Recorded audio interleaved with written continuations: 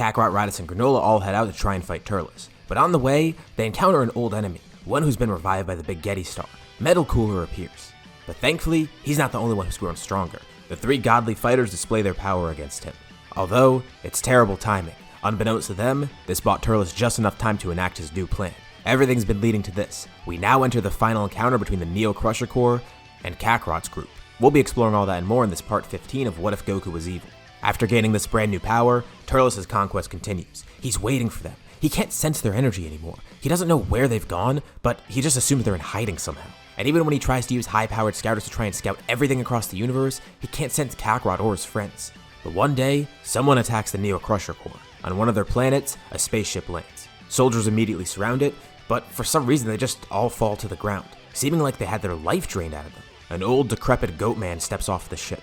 This place will have just enough power for him, especially that one person he sensed, Turles. If he could steal Turles' power, surely he'll be unstoppable. This is Moro, the Planet Eater, the original Planet Eater before Turles. When he gets word of an intruder, Turles and Broly head down. Seeing this man standing there, Turles and Moro's eyes connect, and Moro wastes no time. He lifts a hand up. A plume of lava shoots out of the ground. A perfect distraction as Moro jumps through it, then grabbing onto Turles. He holds Turles up, but Turles kicks him in the stomach, knocking Moro back. And it's strange. Moro should have been able to steal his energy just now, but he couldn't. He grabs a nearby soldier, telekinetically pulling the soldier towards him as he drains the energy out of him. And Turles could see and sense all this happening. Wait, is this another magic user? And Moro confirms he's the greatest magician of them all. And Turles laughs. He's not so sure about that, but this is interesting. Imagine if he took this guy's power somehow. Broly gets ready to attack too, but Turles says he's gonna need to sit this one out. Turles can already tell. This guy could steal people's energy, and Turles tells Moro that's his job. All these planets under his conquest, all these places that he's been to, that energy belongs to him. The two clash, and Moro's absorption still doesn't work against Turles. And Turles lets Moro in a little secret. That little technique of his probably would have been helpful, but little does Moro know, he has the power of Majin Buu inside of him, all that magic. And he could feel Moro trying to steal his power, but he was able to resist it. Majin Buu? And Moro could feel that power in him. Part of that power of the Grand Supreme Kai as well.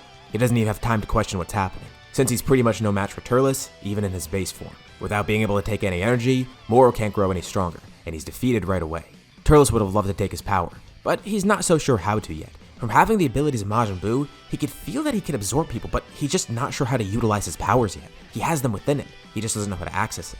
Had Moro arrived a few weeks later, maybe Turles would have a hang of it. But he couldn't just have this guy waiting around, absorbing all his soldiers while he tries to learn this technique. Another ship lands nearby. The soldiers get ready to attack it, but they see the insignia on the side.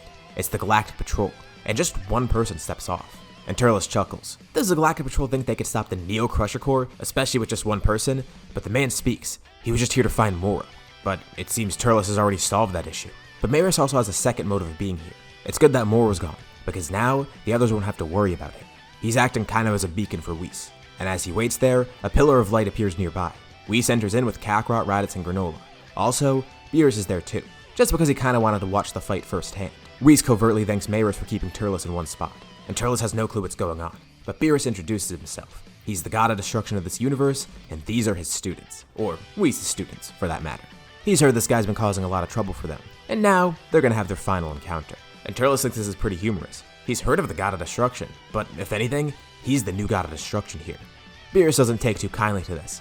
All that power's getting to his head, making him too cocky. Normally he'd erase someone on the spot for saying something that bold, but he has to leave Turles for these three. He does have a wager with Turles though. Beat these Saiyans, then beat him, and maybe Turles could be considered a god of destruction by then. The group's surprised to hear this, but Whis says he's just trying to rile Turles up. The fight is necessary for the brothers, and acts as a test for the three. Beerus wants nothing held back for them, so he wants to make Turles go in as strong as possible, using his full strength. Turles then turns to the others, smiling. He's glad to finally see them again. Kakarot, his old partner. Raditz, that weakling that escaped a while ago. And this Cerealian who he doesn't really know. Seems they have a new friend, but he tells them it's hopeless. They won't be able to contend with him for now. And Kakarot simply says Turles is pathetic. He keeps relying on all these other ways to get power. He's not even himself anymore. He's been spending all his time consuming power from stars and planets, but little has he realized that power has consumed him. It's not the other way around. Sure, he and Raditz took some shortcuts with their godly ki, and Raditz had to eat that fruit during their last battle, but it was out of necessity. They've gained their strength through their own ways, through hard work. They've obtained it rightfully, and they know how to utilize it properly. Turles doesn't care. As long as he reigns supreme, it doesn't matter how he gains the power, it's just a means to an end, and that end justifies the means. They don't realize how strong he's grown, both in power and influence, and he wonders, how would have things been if he and Kakarot actually stuck together? Well, he knows Kakarot probably would have made a move against him, but if they actually remained as colleagues, the Crusher duo. It doesn't matter now though, he already has a new partner. He calls on Broly, glad to finally formally introduce him to the others. This is Broly, his newest partner and his strongest soldier, a Saiyan stronger than anyone else could imagine. Well, stronger than anyone besides Turles, of course. And Turles reaches on his back. There's a pouch there, and he pulls something out. It's a fruit, one from one of the nearby stars. He tosses it to Broly. He's been waiting for Broly to try this, and now is the perfect opportunity. He trusts Broly could handle it, especially with Turles' new power. Broly holds the fruit, looking down, a little bit nervous, and Turles then sticks a hand out at him, coating him in some weird shield. In case that fruit doesn't take effect right away, this will allow him to survive out in space. He knows they're going to take the battle there immediately, and Beerus turns back to the group. Remember what he said before. If they don't win this, he may as well take Turles as his new rival. And Kakarot chuckles. That's not going to happen. The five all ascend up, with Whis and Beerus following nearby, acting as spectators. The group can immediately tell though, something's weird about that Broly guy. Not just his power, just his demeanor. He doesn't act like any of them have in the past, at least the Saiyans. He seems so different. Turles turns to Broly, commanding him, eat the fruit now. And Broly doesn't really want to. He doesn't know how it's going to affect him, but he doesn't really have a choice here. Reluctantly, he takes a bite of the fruit. His eyes widen, his power soars, far beyond where it was before. A red aura encapsulates him, but that aura, it shifts to a greenish color. He screams as he powers up, growing massively in size. The group can't believe it. What is this strength? This can't just be from the fruit alone. Broly has unleashed his full power, and then some, fueled by the fruits. And this leaves Broly in an easily corruptible state.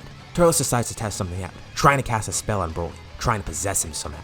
Broly is unrestrained, but with Turles' magic, he could restrain Broly, control him, get that power under his command. They have no clue what Turles is doing. They've never seen him try something like this. Broly launches him towards them, the first to fight. Wait, Turles isn't gonna get involved? He tells them there's no need. Broly will defeat them first. The group all powers up. Granola goes into his double red-eyed form, while the brothers go into Super Saiyan God. And this is what happened before. Turles can tell now. This is why he sensed them briefly and their powers disappeared. It was this form. For some reason, he can't feel the energy from it. And Broly's strength is immeasurable, but with three of them fighting him at once, they feel they have a shot at victory here. They have excellent control over their godly powers too. And even though Broly's being controlled by Turles, he's still a little bit of a loose cannon. He has a specific target in mind, but he's fighting sloppily. This is one of his first true battles, the first time he's unleashing his full power as well, not to mention the power of the fruit of the Tree of Might. It's only natural that he won't be able to handle it immediately. Turles watches on, confident. He had a feeling that Broly probably wouldn't be able to defeat them. It doesn't really matter though. He already has a backup plan.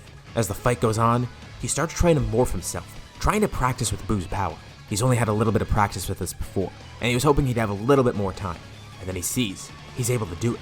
His hand, it turns to goo. He's able to stretch it out, make it to whatever shape he wants. He partially was using Broly first as basically an appetizer for them, but really, it's a way to buy him just a little bit more time with this power. As Broly continues fighting, he slowly is losing energy. It's just like what Raditz experienced before. The power of the fruit is too much to handle, even with a body like Broly's. His energy is depleting fast, although his full power form is still there, still strong. But they can actually see the energy leaking out of Broly. Besides just that green aura around him, there's a fiery aura, one that was pretty large before, but is shrinking with every second that passes. It's a flame burning out, and they could use it as an indicator to see how much power Broly has left. The three are able to defeat Broly, knocking him unconscious as he floats out there in space, with Turles surprised. Damn, he just needed a few more minutes. And surprisingly, they don't kill Broly immediately. Well, Kakarot decides not to, and Raditz is surprised. He asks why, but Kakarot says there's no point. It would be cowardly to kill him while he's in a state like this. And also, there's something strange about him. He was being controlled by Turles. He wonders if maybe he could be spared. It was very apparent that he didn't want to be there, and Raditz is surprised. The old Kakarot he knew probably would have just killed Broly on sight, but he's giving this other Saiyan a second chance. Although, Kakarot plays it off as him just not wanting to kill Broly while he's unconscious. Turles then flies up, grabbing Broly. It seems this is working in his favor, and he says they're gonna regret that. They have no clue what he means. What, regret not killing Broly? He's not gonna do anything. He's unconscious. And Turles says it's not because of that. He tries his hardest, trying to use all his power. As he holds Broly, his arm begins morphing, turning into a pink slime that wraps around Broly. Their jaws drop. What the hell is this? And Turles begins morphing, laughing. This is his true full power. This is what he's been working towards all this time. An ominous aura surrounds him as the pink slime surrounds Broly. There's a brilliant flash of light, and then they see Turles standing there. Broly's nowhere to be seen, but Turles looks completely different. With this form, he can summon all of his power and utilize Broly's for himself, having absorbed it. He looks at them triumphantly.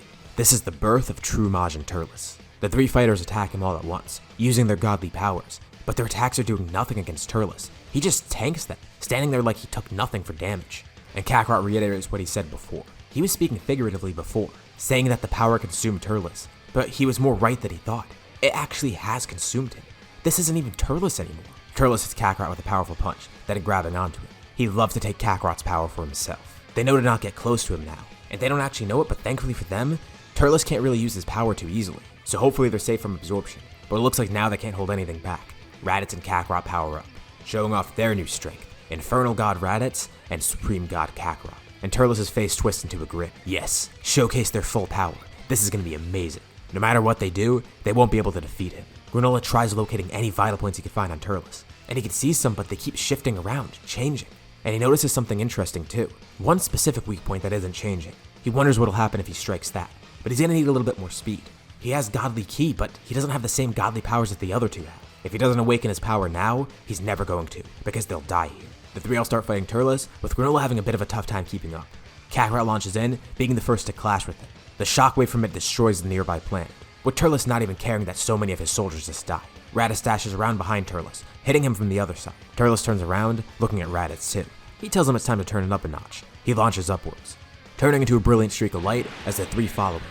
They start clashing all around the solar system. It's pretty barren, given the fact that Turles had actually destroyed most of these planets with their Tree of Might. And every time they clash, they destroy more of the solar system, causing the star to collapse too. They're moving at brilliant speeds, as Turles tries to fend the three of them off. And everything is shaking. Beerus and Whis watch on nearby. And Beerus is a bit nervous, and Whis asks why he looks so anxious all of a sudden. But Beerus says it's not because he thinks they're going to lose, it's because he thinks they're using too much power. They're going to destroy the universe at this rate. At one point, Kakarot's able to hit Turles with a full power blast, and disintegrates a part of him, but Turles is able to slowly regenerate from it. This comes as a surprise to them.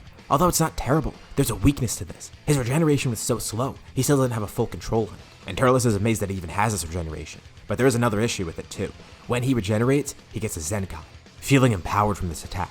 They need to destroy him all at once. They can't have any pieces of him left. That regeneration could be an issue. If he grows any stronger from it, that's what they need to watch out for. The battle starts speeding up. They dash around the galaxy, going out into the vacuum of space between galaxies too. Every time there's a clash between Turles and one of the three fighters, it creates a brilliant explosion, with everyone moving so quickly that it leaves streaks of light across the universe. Kakarot tells Raditz to buy him some time, and he acknowledges. He goes in close to Turles, fighting him one-on-one, with Granola jumping in too to assist him. Kakarot stands there, charging all the energy he can. He stretches his arms out, and in each hand he charges a Ki blast. He slowly brings his arms together, condensing it, a godly kill driver.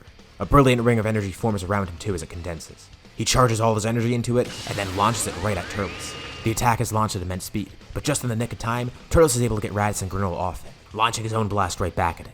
The attacks collide, exploding, and it's like everything shatters around them. Beerus and Whis are watching on. They see a portal generated from that. Oh crap. They might have just broken reality. The four fighters all find themselves somewhere weird, another dimension. Turles doesn't even question it. He launches right back in at them, clashing once again. Each time they exchange blows, the dimension shatters more around them. Turles hits Kakarot in the face with a punch. The dimension shatters. They see Beerus, and it looks like Kakarot, but he's wearing some different outfit, and he's in Super Saiyan God. The two of them are fighting.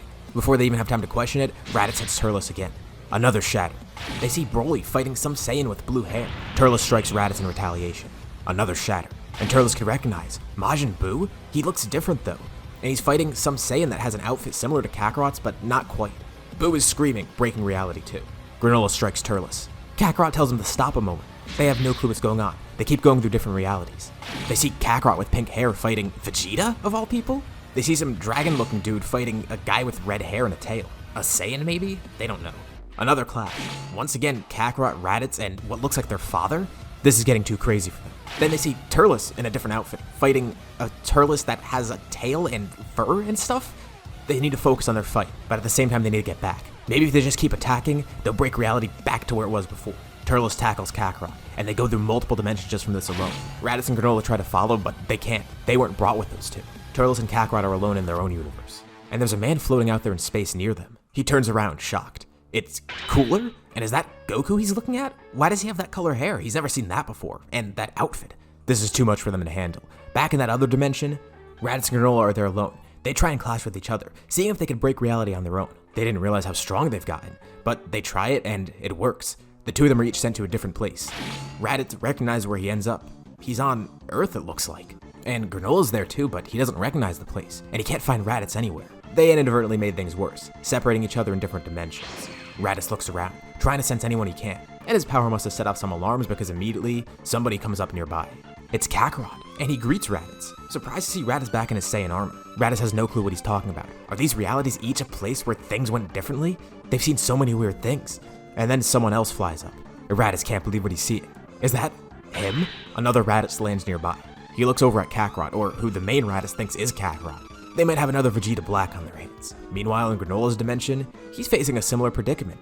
He found Kakarot again, for some reason going by the name Goku, and then he sees himself in a completely different getup. Where the hell are they? What even is this? Kakarot and Turles are about to continue their fight, but that cooler that was there with them, he decides he wants to join in too, deciding to help Kakarot. And Kakarot wasn't concerned about Cooler until he transformed, showing off some weird platinum-looking form. Is this Metal Cooler again? Apparently he's on Kakarot's side, so he's not really going to question it. Beerus and Whis are still there in their main universe. Whis is looking through his staff. He can't find them. It's just like Beerus thought. They broke reality, but in a much different way than he expected. At least this universe is fine, but he wonders if they're going to make it back. And this is where we'll leave off for now.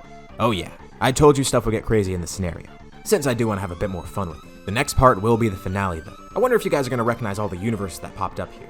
So what's going to happen next time? Leave any thoughts or suggestions in the comments below. I'll be sure to check them out to see what you guys think. As usual, if you liked the video, be sure to drop a like and subscribe if you haven't already.